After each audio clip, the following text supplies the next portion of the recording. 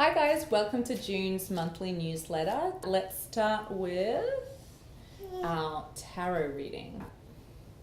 Feeling for the heat, as you would say. That's it, always. Does Macy want to pick it? Interesting. Ooh, is that a good card? Yeah, I think it's a good card. It's the Four of Swords. This is a card of, in my mind, meditation. If you see there, you have this guy lying down. He looks like he's dead, and he has four swords. And the swords are a seat of intellect, which means this is a card about mental state. This is actually kind of like, to me, like the Hermit a little bit, because it's a time when you're lying still in meditation, and that's part of your intellectual journey. So, so that this would indicate a time of stillness where you're looking within for answers. I've been noticing a dark tide in the atmosphere, and that has manifested in lots of different ways. Politically, we've seen a lot of just craziness, a lot of people driving, their cars into crowds, terrorist type of activities in London and Paris, lots of just external manifestations of darker energies. And that has affected people in lots of different ways. And I feel like people are fighting their demons this month in however that manifests. So the theme that's coming up for me this month is physical ailments and issues being an opportunity to heal emotional wounds. So basically, I've had a really weird run of one physical thing happening after the other, ailment showing up, which is kind of odd. I'm usually pretty robust in my health, but I've just had like smack after smack. And I love to take a step back when that happens and go, okay, what is this connected to? What am I trying to wake myself up to here? Where is the opportunity to grow, to heal? And I really believe that physical manifestations can come from emotional issues or things that you emotionally need to process or need to heal. So for instance, the third physical thing within the month that happened to me was a spider bite on my elbow that got infected and got up to the size of a tennis ball. And when I looked into what the physical manifestation coming from an emotional place was, it was so on point to what I was experiencing during the month. So there's a particular book by Louise Hay called You Can Heal Your Life.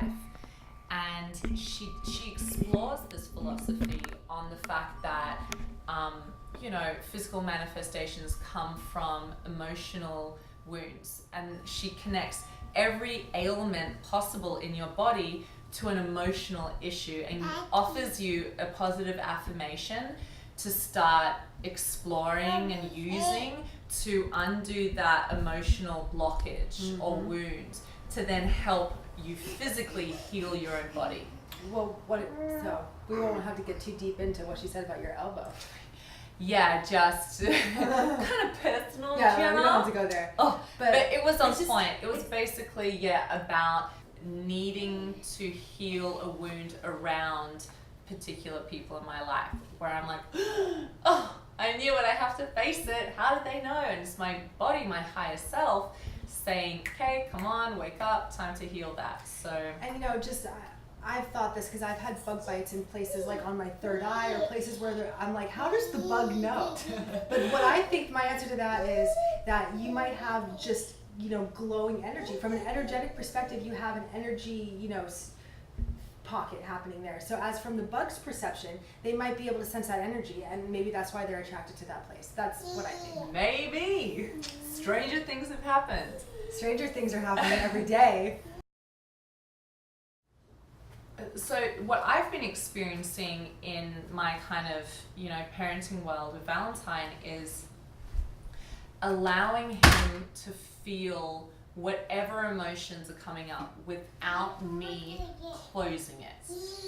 Really watching that I don't project my own expectations or fears or anything onto it, and simply give him space to really embrace whatever feelings are coming up without labeling them or without trying to deter him from them or shutting them down. So for instance, the other day, he got Don't worry, Maisie. It's okay if you feel sad. It's okay, you can feel sad. You can feel your emotions. See, perfect example. I'm gonna go let her feel her emotions in the other room. Always on cue. So, as I was saying, the other day, Valentine had an experience where he got scolded at by someone, and it gave him a shock, and he started crying, and he looked at me, and for the first time ever, he acknowledged that he had a feeling come up, and he said to me, "Mama, I'm feeling sad. I'm feeling sad right now." And instead of saying, which is often an initial reaction for mothers because they're so protective, instead of saying, "Oh, don't feel sad, baby, you don't have to. Look, there's so much to be happy about, just be happy." Or, "Oh, don't be silly, you don't have to be sad about that, that's silly." Or whatever it was, tried to deter him from embracing the sadness.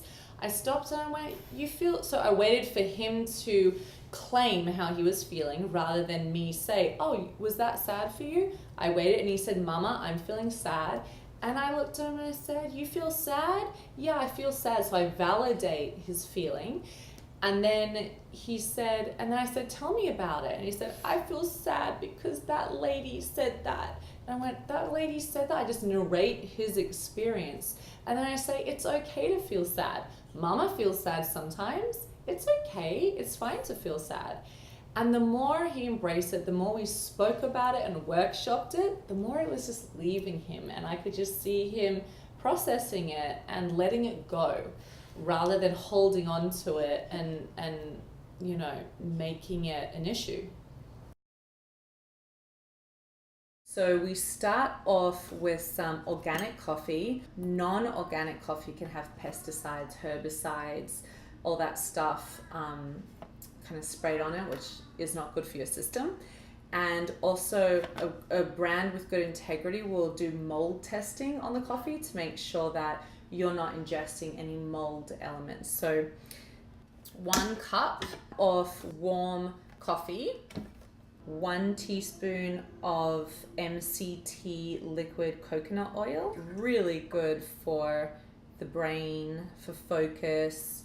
My experience is that it's really nourishing. It's meant to be great for gut health. It's a really healthy fat. Then I have 1 teaspoon of ghee, great for skin, energy. And then we have just a pinch of stevia. So it's a sweetener derived from a plant, the stevia leaf. Really the ultimate sugar to use if you're looking to avoid the adverse effects of sugar. So the benefits of a bulletproof coffee, so you still get that creaminess in your coffee, but it's actually, you don't have the milk in there. So people who are lactose intolerant or kind of have dairy allergies, this is a really good replacement. And it's meant to help you keep focused for longer periods of time, meant to help burn fat and be a positive element to your diet. Just makes me want to dance. Which leads me to the dance-off party. Come on! So we're excited about our track today for our dance party. It comes from our dear friend Natalia Benson, who has been a theme in June on MLF. We had her featured on a podcast, and we also had her write a guest article. So this one's for you, Natalia. We love you.